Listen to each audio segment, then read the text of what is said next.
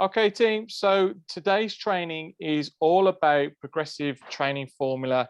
It's what we do with all our clients and how you can consistently make or get better results in half the time. Um, this is a huge one, and people will be at different levels in terms of their understanding around training. But this is really the fundamentals of how we can get better results in half the time.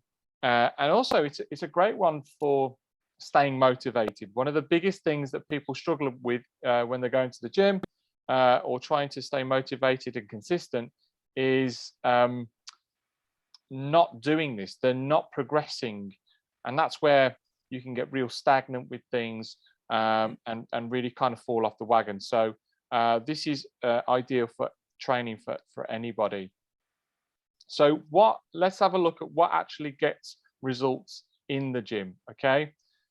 So first and foremost, first we must realize what drives progress in the gym.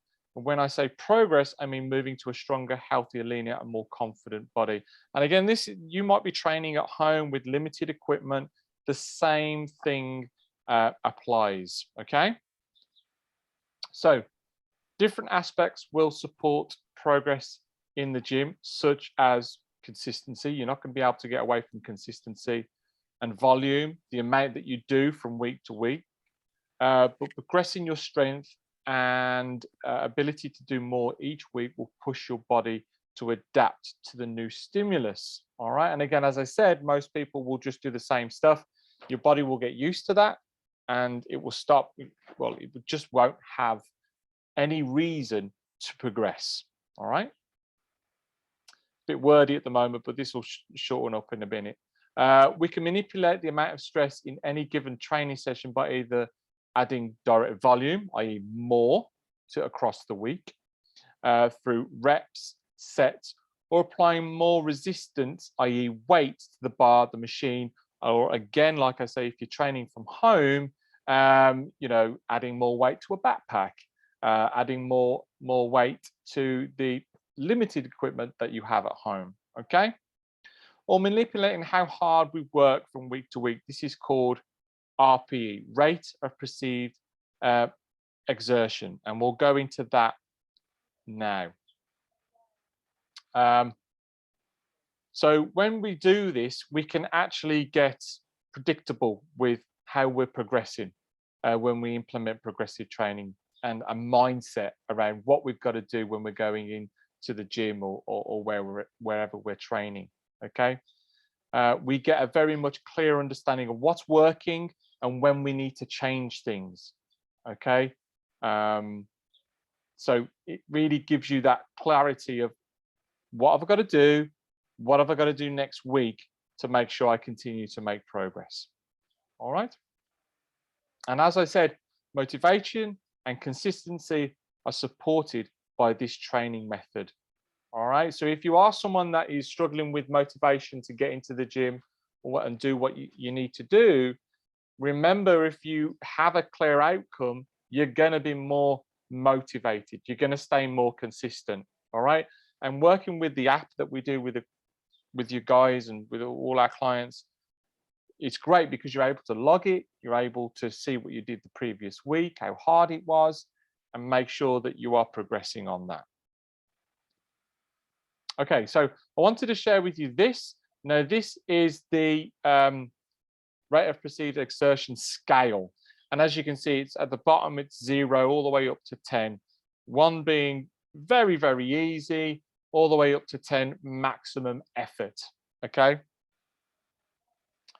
So while putting in the time to exercise is essential, you also need to monitor how hard you work. The RP, or rate of perceived exertion scale, is one way to track your effort. So if you were to just try and train at maximum effort every single week, that's most likely going to be short-lived. Most likely you're just going to get exhausted, not be able to stay consistent, or you could run into some sort of injury. So we can try and manipulate how hard we train. And that's not to say some weeks you can train at 1, 2, or 3. Not really going to get anything from that. But if you're moving into a new training program, you may be training around the 7 to 8 because you want to get used to everything. You still want to work pretty hard, but you're leaving 2 or 3 reps in the tank, knowing that you're going to be able to put a longer period of time together. Okay, so that's the rate of perceived exertion scale. And that just gives you a very clear understanding of like how you can manipulate your training, particularly, as I said, when you're going into a brand new training program. RPE are the number of prescribed repetitions you perform for each exercise. For example, if you're performing 6 reps for a dumbbell bench press with 15 kg dumbbells, you can now perform 7 to 8. Sorry, I've got to try and move this out of the way. 7 to 8. Oh God, go back one. Sorry. I need to move this out of the way. There we go. You can now perform 7 to 8 reps before moving up in the weight. Okay. Cool. So one thing you need to remember, guys, is when you're trying to progress how many reps you can do with a perceived weight, you got to make sure that you're performing quality stuff. So you're not just like trying to make it more difficult for the sake of it. That's my business current account. We've got to make sure that we are progressing. All right. So remember, we want to be performing quality repetitions. So only use a weight that allows you to do this. Okay. So that gives you a good gauge of how to select the right weight. All right. So every repetition that you are doing needs to be performed with quality.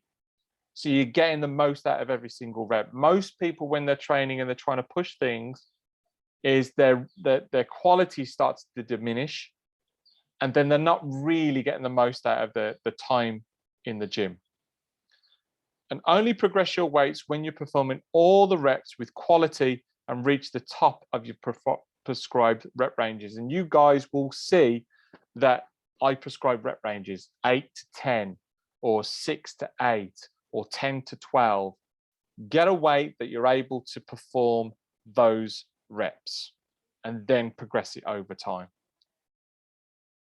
The other thing we can look at is actually tempo. All right, and this might be something that you might not be aware of at the moment, but tempo is the amount of time it is to perform one single repetition. And sometimes you will see a number like this. You'll see 4 numbers. In this instance, we've got 3, 0, 1, 0.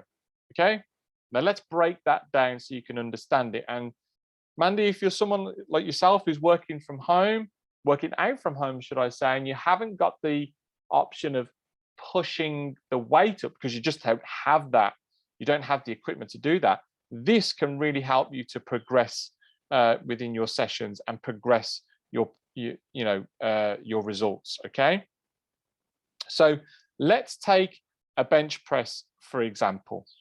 Okay, or again, Mandy, for your instance, a goblet squat. So you're holding the weight in front of you and you're doing a squat. The first number is how long it takes you to lower. So 3 seconds, lowering the weight down, or in a bench press, lowering it down this way, or a push-up, lowering yourself down to the floor, basically. The second number is how long you're going to stay at the bottom of that movement. For this instance, it's 0. The third number is how quickly you're going to press back up. Okay. And the fourth number is how long you're going to stay at that top position. Again, in this instance, it's 0. And this is really, really good because you can manipulate your tempo to make it more challenging. All right. So tempo is one that people can forget. And it's a great tool to use. So let's look at an example how we can progress something over a period of 4 weeks. All right. We're going to take an exercise. In this instance, a plate loaded leg press. Again, Mandy, for you or anyone that's working out from home, you can do a squat. Okay. An RPE, how hard we're going to work, is at a 7. Rep range 6 to 8. And we're going to do 3 sets. And that's where we're going to start from. Okay. So how do we progress that? Well, let me show you. Week 1, RPE of 7, we've got 6 reps, we're using 40 kilograms. So it's a nice place to start. We've got reps in reserve because there's an RPE of 7, we've got 6 reps, 40 kg. Week 2 may look like this, an RPE of 8, 8 reps, 40 kg. Okay. Week 3, we're going to push harder. We're going to do an RPE of 9, dropping the reps down, but look what we've done with the weight. We've increased the weight. So we're working harder, less reps. We've progressed the weight. We're working hard. And then week 4, an RPE of 10, which is all your effort, 6 to 8 reps for 45 kg. So you can see over a period of 4 weeks how we've progressed things. We may be doing on week 3 less reps, but we're working harder and we've added more resistance. Okay, guys, so that's just a kind of insight on how you would progress over a 4-week period. And listen, you may not be able to do that with every single exercise that you're doing every week. Some of them might need an extra week of the same, but that 3rd week, you may feel that you're able to progress it. And if you keep that in your mind, you'll always push your body to adapt and change. And the last thing I wanted to share with you here is weekly essentials. These are the things that really matter. So whenever you're going into a training session, this is what you want to think about. And they are going to help you to stay motivated and consistent to make better progress. First one, log your weights and your reps. Now you've got the app to do that. Okay, so make sure you're logging how many reps you've performed, what weight you used. Make sure you're progressing your lifts. All right, make sure you're just getting, doing those lifts as well as you can. And that obviously that 3rd one, as I've said there, the quality of movement, no junk volume. So we're going to make sure that everything we're doing in the gym, everything we're doing at home is at good quality. Nothing is getting half reps or anything like that. So those are the real essentials that I want to leave you with. Log your weight and reps, progress the lifts, and quality movements. All right, guys, that is basically it. And let's